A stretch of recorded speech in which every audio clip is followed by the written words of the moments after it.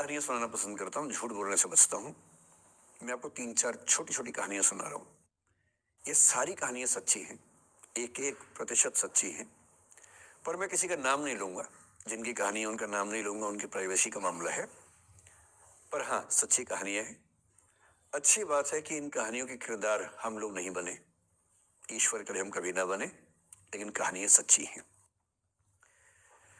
जब मैं दिल्ली आया था 1990 में, मैं हरियाणा के एक शहर से, भिवानी से दिल्ली आया था पढ़ने के लिए।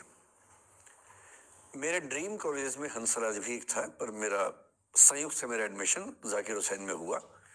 मेरे अंक ठीक थे, यहाँ हो सकता था, पर मैं तो नई दिल्ली स्टेशन पे उतरा, बाहर निकला, पता लगा वहीं एक कॉलेज है, वहीं एडमिशन ले लिया मैंने। तो लोगों ने कहा कि यार कैंपस बड़ा अच्छा होता है। मैंने कहा क्या फर्क पड़ता है, कॉलेज कॉलेज होता है, छड्डो, यही छड्डो में सिखाने आया हूँ आप लोगों को। ठीक है, स्टेशन से निकले वही कॉलेज है, मैंने घर जाना होगा तो आराम से कॉलेज से निकल जाएंगे, क्या रखा कैंपस में। पर मेरा एक दोस्त जो मेरे साथ ही आया था उसी शहर से, उसने एडमिशन हंसराज कॉलेज में लिया। मैं और वो स्कूल के डिबेटर्स थे। डिबेटिंग में हम लोग स्कूल टाइम से काफी एक्टिव थे। डीयू में आए तो यहाँ भी एक्टिव रहे। डीयू में मैंने करीब 5 साल डिबेटिंग की और मेरा ख्याल है कि लगभग मतलब 300-400 डिबेट्स मैंने जीती होंगी डीयू में, कुछ हारी भी होंगी, लेकिन मैंने खूब डिबेट, वो मेरा दरअसल दाना पानी था, रोजी रोटी मेरी वही थी कॉलेज के दिनों में। घर से पैसे मैं लेता नहीं था, मिलते भी नहीं थे, देना क्या था, मतलब ऐसी स्थिति भी नहीं थी उस समय मेरे घर में कि मिल सके। तो डिबेटिंग मेरा रोजगार था, एम्प्लॉयमेंट था मेरा, उससे काम चल जाता था आराम से। उसका भी चल जाता था, वो हंसराज से था, मैं जाकिर हुसैन से था। हम खूब डिबेट्स में मिलते थे। अक्सर ट्रॉफी या तो हम जीतते थे या वो जीतता था, कोई भी जीते रूम पे ही आती थी क्योंकि हम रूममेट्स थे, एक साथ ही रहते थे। वो मुझसे योग्यताओं के मामले में 21 था, बल्कि अगर वो 21 था तो मैं 15 ही रहा हूंगा या 12 रहा हूंगा, 22 या 21 तो नहीं रहा हूंगा, मुझसे बेहतर था योग्यताओं में। बड़ा अच्छा व्यक्ति था। ग्रेजुएशन के बाद मैंने एमए हिंदी साहित्य में एडमिशन लिया, जबकि बीए ऑनर्स हिस्ट्री में किया था मैंने। उसने तय किया कि वो कुछ और करेगा, प्रोफेशनल कोर्स करेगा, नौकरी करेगा, तो वो चला गया दिल्ली से। मैं दिल्ली में रहा। फिर मैं एमए के बाद तैयारी करने लगा यूपीएससी की। तब तक मैं यूजीसी जेआरएफ कर चुका था। पहला अटेम्प्ट दिया, प्रीलिम्स हो गया। मेंस मेरा 96 के मेंस की बात कर रहा हूँ, मेंस शुरू होने वाला था, 2 दिन रह गए थे। करीब 10 दिन पहले वो मेरे पास आया हुआ था दिल्ली में, मिलजुल के अच्छे से बात कर गया था। उन दिनों उसका एक प्रेम संबंध कहीं हमारी ही एक मित्र के साथ चल रहा था। हम सब दोस्त थे, तो उनमें से 2 लोगों का आपस में एक अफेयर था। मुझे नहीं पता क्या हुआ, लेकिन मेरे मेन एग्जाम से 2 दिन पहले रात को 12 बजे एक फोन आया और ये बताया गया कि मेरे दोस्त ने फंदा लगा के अपनी जीवन लीला समाप्त कर ली है। वो दिल्ली से दूर था कहीं, और जिस व्यक्ति के बारे में मेरी राय ये थी कि उतना जीवट वाला व्यक्ति कोई हो नहीं सकता, जो जिंदगी से हार सकता ही नहीं, जिसके होने से कई लोग हमेशा जीता हुआ महसूस करते हैं, वो चुपचाप एक बंद कमरे में जिंदगी से हार गया। मैं आज तक नहीं समझ पाया कि ऐसा कैसे हुआ। बाद में टटोला, उसके पेरेंट्स से बात हुई, भाई से बात हुई, उन्होंने उसकी याद में एक सोशल वर्क शुरू किया ताकि किसी और बच्चे को ऐसा न करना पड़े। तो जो हल्का हल्का अनुमान हुआ वो है कि शायद कुछ ऐसा था रिलेशनशिप में जो नहीं संभल पाया था, और रिश्ता टूट ना जाए इसका दबाव बहुत ज्यादा था, और वो दबाव झेल नहीं पाया। इस उम्र में ऐसा ऐसा फेज आता है, कई बार आता है। ये एक कहानी है, हंसराज कॉलेज से ही जुड़ी है, इसलिए मैंने सोचा कि वही से बात शुरू करूं। नाम जैसा कि मैंने कहा मैं नहीं बताऊंगा, तो नाम बताने का मतलब भी नहीं। और वो जिसकी मैं कहानी सुना रहा हूँ, आप लोगों के जन्म से पहले की बात है। आप तो सब 21वीं सदी वाले बच्चे होंगे ना, जेन जी होंगे आप सब लोग, तो ये तो बहुत पुरानी बात है। एक दूसरी कहानी सुनाता हूँ। मैं आपको 2-3 कहानियां सुनाऊंगा, फिर उन सबका सार निकाल लेंगे एक साथ हम लोग। दूसरी कहानी ये है कि जब मेरा सिलेक्शन हो गया 97 में, मतलब 96 अटेम्प्ट में पहली बार में मेरा सिलेक्शन हो गया था, मैं एक्सटेंशन लेके तैयारी कर रहा था और डीयू में मैं पढ़ा भी रहा था उस समय। तब मैं शायद डीएवी कॉलेज में था या अग्रसेन को, मैं 2 जगह पढ़ा है डीयू में, तो उनमें से किसी कॉलेज में पढ़ा रहा था उस समय में। तो उस समय एक लाइब्रेरी है कैंपस में ही, सेंट्रल रेफरेंस लाइब्रेरी, आप जानते होंगे, सीआरएल बोलते हैं, जो विवेकानंद जी की स्टैच्यू है सामने ही वो लाइब्रेरी है। उस लाइब्रेरी में नीचे सब बैठ के पढ़ते हैं और टॉप फ्लोर पे रिसर्च फ्लोर है जहाँ एमफिल पीएचडी वाले बच्चे पढ़ते हैं। मैं उस समय शायद पीएचडी कर रहा था या एमफिल खत्म हुई थी, वहीं बैठता था, पढ़ता था रोज। कई दोस्त पढ़ते थे हम लोग वहां। हम सुबह 8 बजे लाइब्रेरी खुलते ही वहां घुसते थे, रात को 1 बजे निकलते थे लाइब्रेरी बंद होने के समय। तो वहां एक छत थी, छत पे छोटी सी कैंटीन थी जहां हम लोग जब जब बोर होते थे दिन में 3-4 बार जाके चाय पीते थे। चाय पी ली, बिस्किट खा लिया, थोड़ी गप्पे मार ली, वो सब वहां करते थे। तो वहां मेरे बहुत सारे दोस्त थे, उनमें से कई लोग अब बहुत सीनियर सिविल सर्वेंट्स हैं, कुछ लोग प्रोफेसर हैं डीयू में। 2 बच्चे थे मुझसे जूनियर, 3-4 साल जूनियर थे, बड़े प्यारे बच्चे थे। मुझे उस समय तक पढ़ाई लिखाई का शौक अच्छा खासा हो गया था, तो वो रोज मेरे साथ बैठते थे केवल बात करने के लिए, किसी मुद्दे पर बहस करनी है तो बहस होती थी, समझते थे। फिर मुझे पता लगा कि वो दोनों रिलेशनशिप में हैं, रिश्ते में हैं, दोनों ने शादी भी कर ली। उनकी योजना डीयू में पढ़ाने की थी या सिविल सर्विस की भी थी, शायद, पता नहीं। मेरा इंटरेक्शन बहुत ज्यादा उसके बाद रहा नहीं उनसे, क्योंकि मैं सर्विस में चला गया था। इतने जिज्ञासु बच्चे थे दोनों, इतने जिज्ञासु कि उनसे मिलकर तबीयत खुश हो जाती थी, कि हर चीज जानने का मन करता था उनका, हर विषय पढ़ने का मन करता था। एकदम जीवन से भरे हुए बच्चे, आंखों में चमक ऐसे। फिर दोनों की शादी हुई तो मैं शादी में जा नहीं पाया, क्योंकि मेरा रिश्ता सिर्फ लाइब्रेरी में 1 घंटा गप मारने वाला था, उससे ज्यादा था नहीं रिश्ता उनके साथ। फिर सुनता रहता था कि मैं सब बढ़िया चल रहे, पढ़ाई कर रहे हैं, तैयारी कर रहे हैं। इंटरकास्ट मैरिज की उन लोगों ने, खूब हंगामा हुआ, दोनों घर में तलवारें खींच गई, किसी तरह से तलवारें संभाली गई, मैनेज हुआ, दोनों साथ रहने लगे। और फिर 3-4 साल के बाद एक दिन मैंने खबर सुनी कि उस बच्ची ने फंदा लगा के जीवन लीला समाप्त कर ली। ये बात भी दिल्ली विश्वविद्यालय की ही, उस दौर के सब लोग इस कहानी को जानते हैं। मेरे ख्याल से दोनों कहानी आपकी प्रिंसिपल मैडम जानती होंगी, नहीं ध्यान कर पाएंगे तो मैं उनको जैसे नाम बोलूंगा अकेले में वो तुरंत समझ जाएंगे मैं किसकी बात कर रहा हूं। मैं आज तक नहीं समझ पाया कि ऐसा क्या हुआ होगा। तो बाद में अनुमान जो हुआ वो ये, इंटरकास्ट मैरिज, परिवार का दबाव, समाज का दबाव, आपस के दबाव, टॉक्सिक रिलेशनशिप, अंत में उस दबाव को न झेल पाना और जीवन समाप्त कर देना, ये हुआ। ये 2 घटनाएं हैं। एक तीसरी घटना ये है कि दिल्ली में आज से 25 साल पहले घटना घटी। आप लोग तो बस पैदा हुए होंगे, घुटनों में चल रहे होंगे, या उससे 5-7 साल पहले की बात रही होगी। ये घटना दिल्ली के सब सीनियर लोग जानते हैं इस घटना को। मोबाइल फोन में वीडियो नया नया आया था उस समय। अब तो आपके हर फोन में वीडियो है, अब तो सामने भी है, ताकि आप वैसा वाला मुंह बना के सेल्फी खिंचवा सके।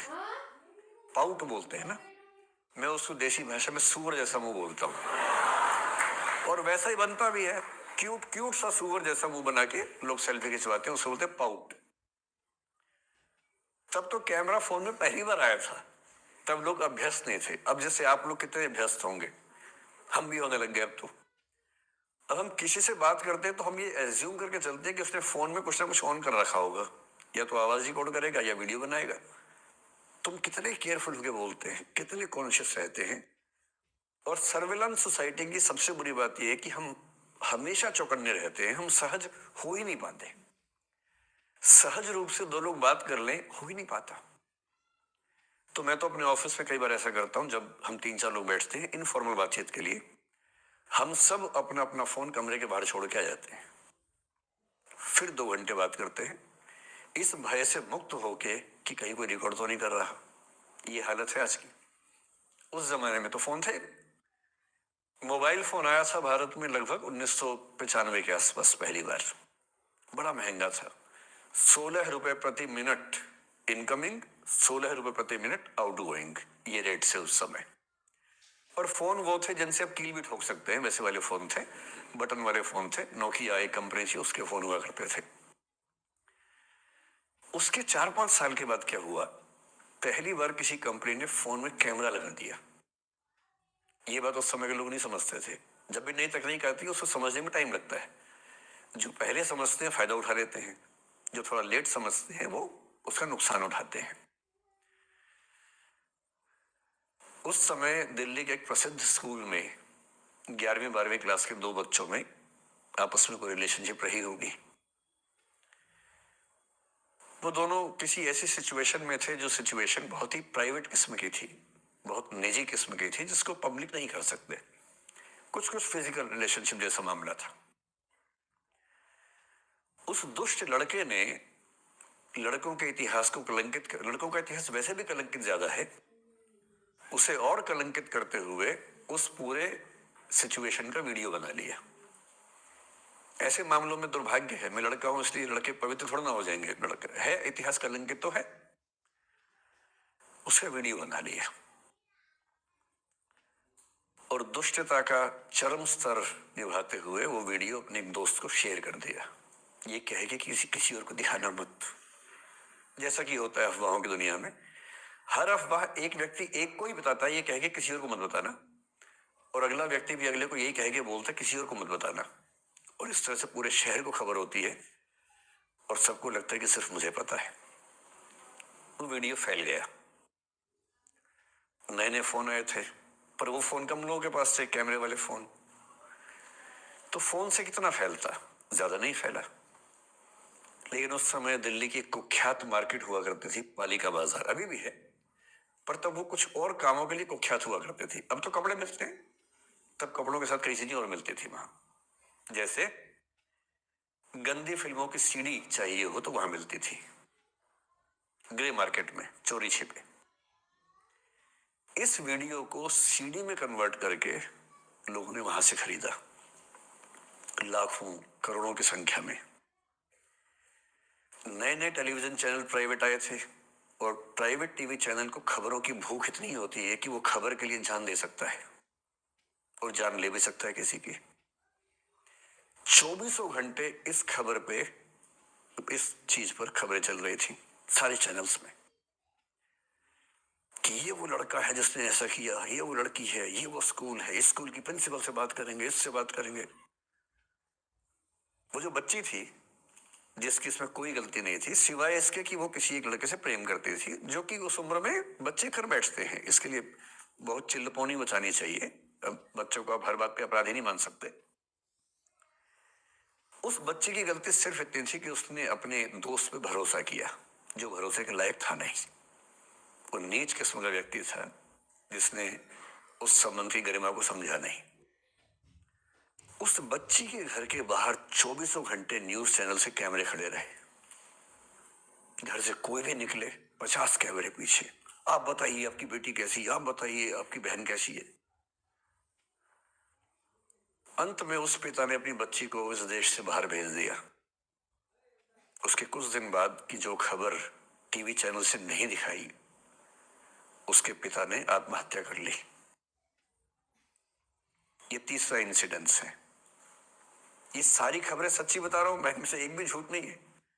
झूठी कहानियों से मोटिवेशन दिया जा सकता है, मैं जानता हूं, पर जब सच्ची कहानियां हैं तो मैं झूठ क्यों बोलूं। सारी सच्ची कहानियां बता रहा हूं मैं आपको।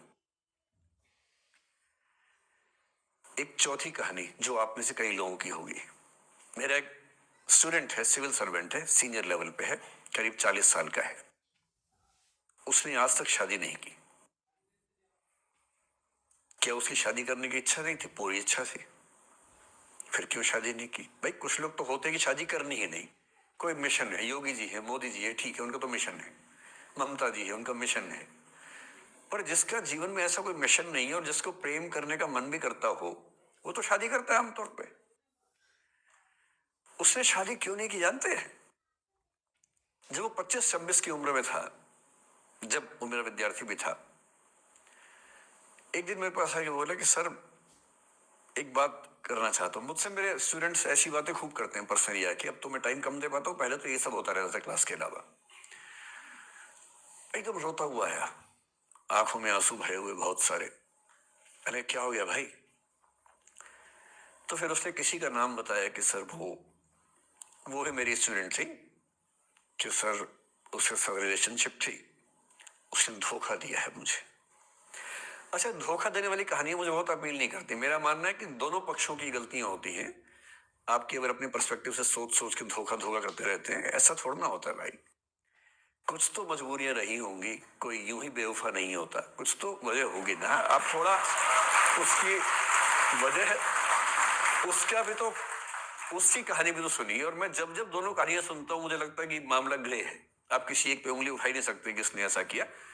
दोनों की गलतियां होती हैं, ऐसा थोड़ा ना कि एक की होती है। बहरहाल इन भाई साहब को ऐसा लगा कि धोखा हो गया उनके साथ। तो मैंने कहा चलो कोई बात नहीं यार, हो गया तो हो गया, तू नहीं कोई और सही, ऐसा क्या है। बहुत इतनी बड़ी दुनिया है, 8 अरब की आबादी अब है, उस समय भी 6-7 अरब तो थी। मैंने कहा 3.5 अरब 350 करोड़ में कोई तो होगी तुम्हारे लिए, ऐसा क्या है, कोई और देखेंगे। पर वो थोड़ा ज्यादा सेंटिमेंटल था उस समय।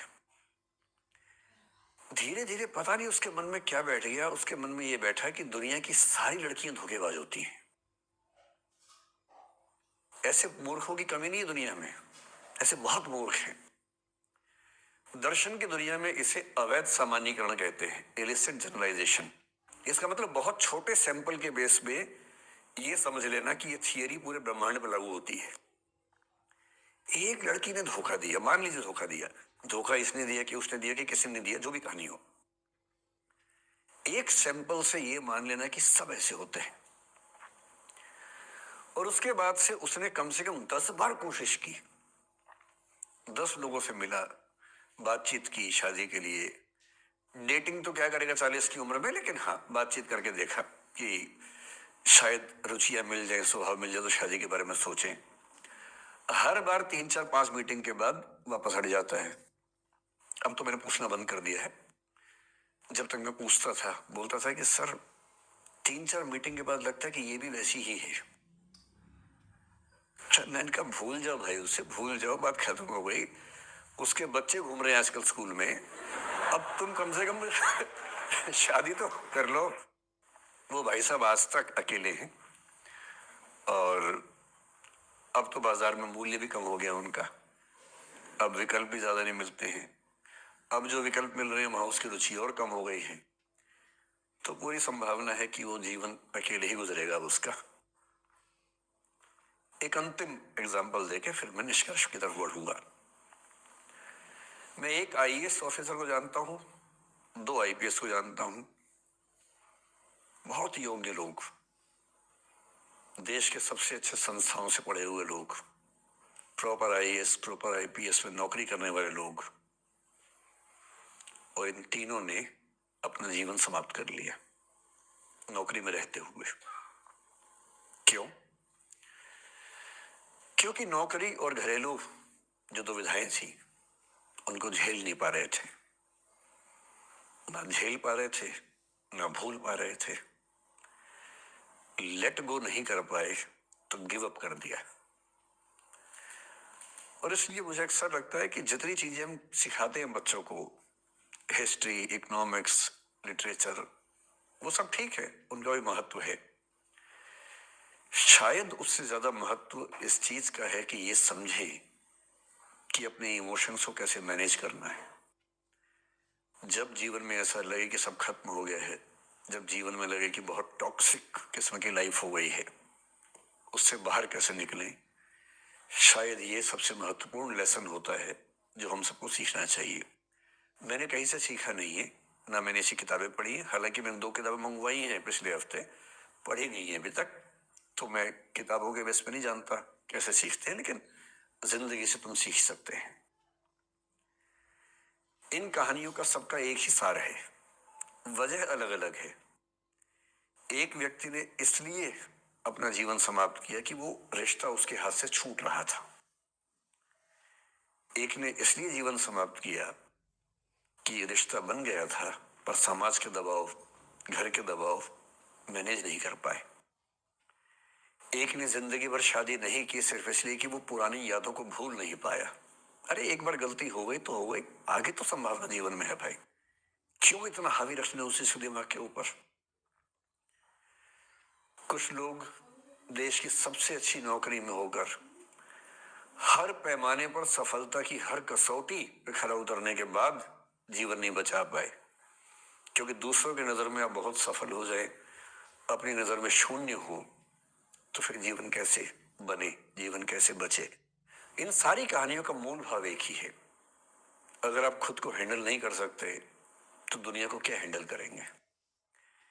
दुनिया को हैंडल करने से पहले खुद को हैंडल करना सीखना पड़ता है, और उसका सबसे आसान जो रामबाण उपाय है उसको बोलते हैं द आर्ट ऑफ लेटिंग गो, जाने दो। वो अफसाना जिसे अंजाम तक लाना ना हो मुमकिन, उसे एक खूबसूरत मोड़ देकर छोड़ना अच्छा। साहिर ने लिखा, प्रेम प्रेम की दुनिया के बारे में साहिर से अच्छा कौन लिखेगा।